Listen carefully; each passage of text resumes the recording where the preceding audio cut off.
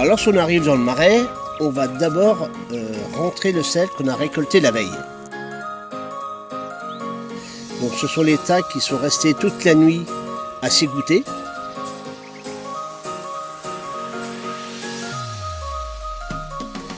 Donc ça, on a une brouette avec une pelle et on récolte le sel de la veille.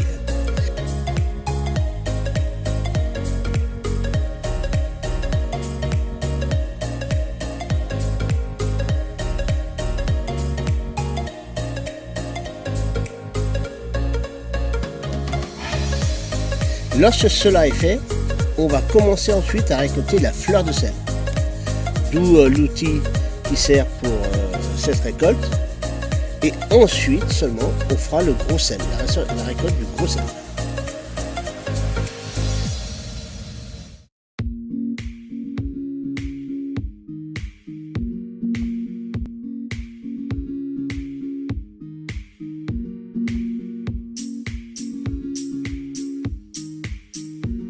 Pour le circuit d'eau, l'eau de mer est à 30 grammes par litre d'eau de sel. Cette eau rentre sur la litière, elle rentre dans un marais à poissons d'abord, par une essaille. Quand elle est dans le marais à poissons, la salinité monte entre 40 et 45 grammes maximum, il faut voir juste. Ensuite, ça passe par un labyrinthe qui a été conçu exprès, qui s'appelle les métères. Et dans les métères, la salinité monte à peu près à 80 voire 100 grammes par litre d'eau. Avant d'arriver dans les serres dans les marais de chaque personne, de chaque saunier, où là, la densité va en montant de plus en plus de 100 à 250, voire 320 à la récolte. Les marais salants sont en dessous de la marée haute pour les remplir et ils sont au-dessus de la marée basse pour pouvoir les vider. C'est-à-dire à une marée de 70, 80 jusqu'à 100, on fait rentrer de l'eau dans les marais salants et on vide les marais salants à marée basse. Il ne faut pas trop d'eau, parce que si on rajoute trop d'eau, l'évaporation ne se fait pas. Si on n'a pas assez d'eau, on n'aura pas de sel. Donc il faut une hauteur toujours de entre 1 et 2 cm d'eau dans les airs, pas plus.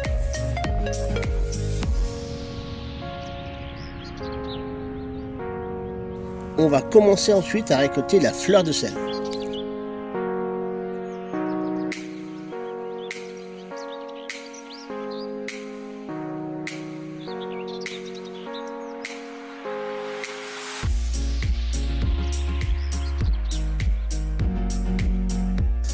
Alors l'instrument pour récolter la fleur de sel s'appelle la louse.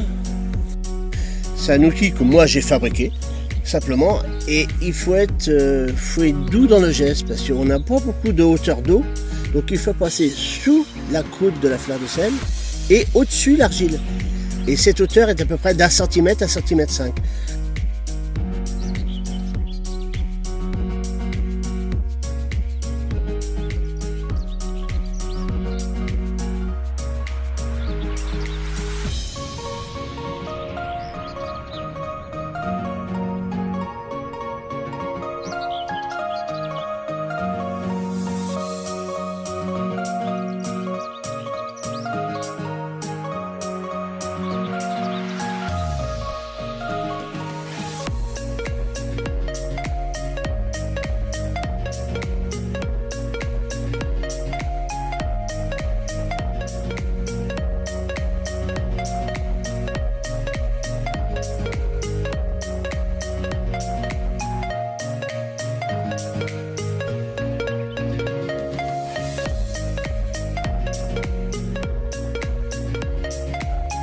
Alors on avance petit à petit et on casse la fleur de sel, puis on ravance et on la recasse.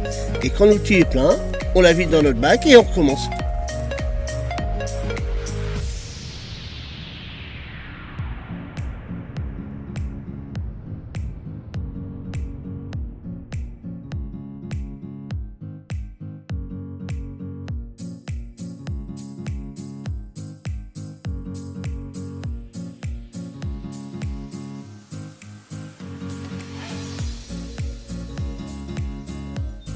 On commence à récolter le sel à partir de 16h, 17h, pas avant.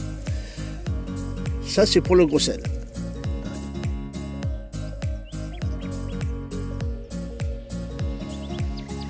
La fleur de sel, on peut la récolter un peu plus tôt, parce que c'est la première cristallisation qu'il y a de l'eau, du sodium. Et elle, on peut la récolter quand le temps est de la partie, vent d'est, et un beau temps chaud, à partir de 14h. Et une deuxième tournée, si on peut, ou deuxième fois à partir de 16h, voire une troisième fois aussi jusqu'à 19h. Donc on peut faire 3 récoltes dans la même journée. Et ensuite seulement, on fera le gros sel, la récolte du gros sel.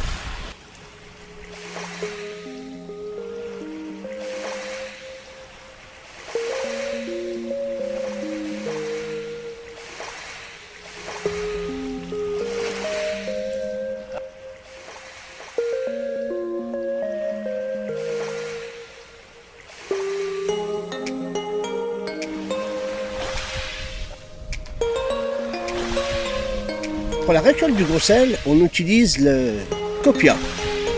Le copia est un outil avec un manche de 5 mètres de long et une petite lame en bois avec 2 biseaux, ou 2 biais si vous voulez, qui permet de glisser sur l'argile pour pouvoir pousser l'eau et faire une vague qui, elle, poussera le sel ensuite.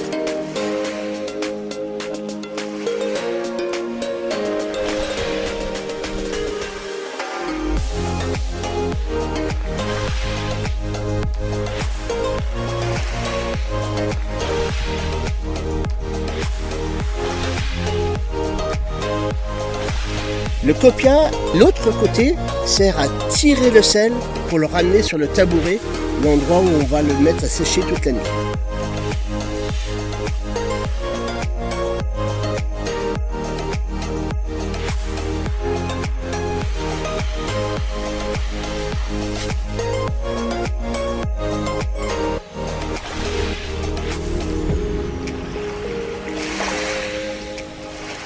Quand on pousse avec le copia, on crée une vague. On entend alors un bruit particulier. Ce sont les grains de sel qui roulent les uns sur les autres. En roulant les uns sur les autres, ils se nettoient.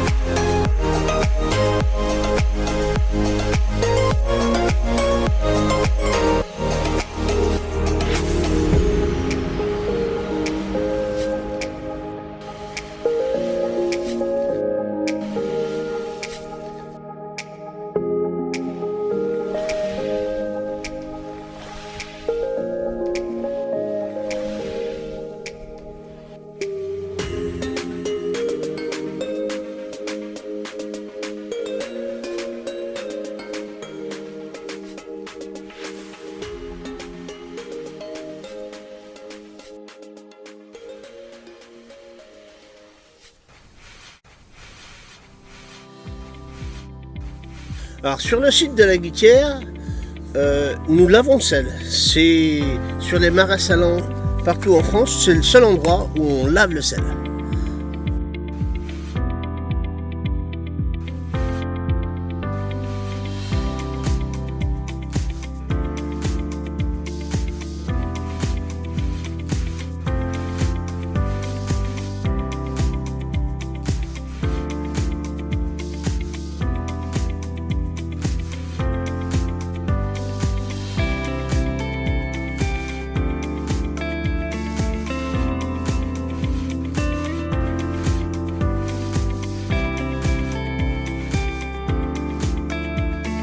Alors, le survalet. Le survalet est un outil qui sert à nettoyer le sel après la récolte. Il est fait pour récupérer l'eau qui est dans les brassiaux de l'autre côté, dans l'eau salée. On prend un peu d'eau qu'on va rejeter sur le sel pour enlever les impuretés s'il y en reste. Et ensuite, on remonte ce sel qui a été lavé par l'eau pour remonter sur le tabouret.